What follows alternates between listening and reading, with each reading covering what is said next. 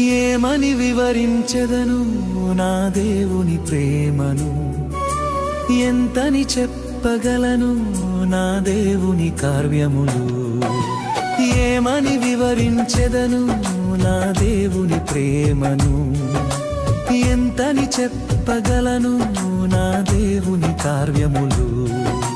నీ కృపవర్షమే నాపై కురిపించినావు, నా యందు దయ చూపి నన్ను ఘనపరచినావు.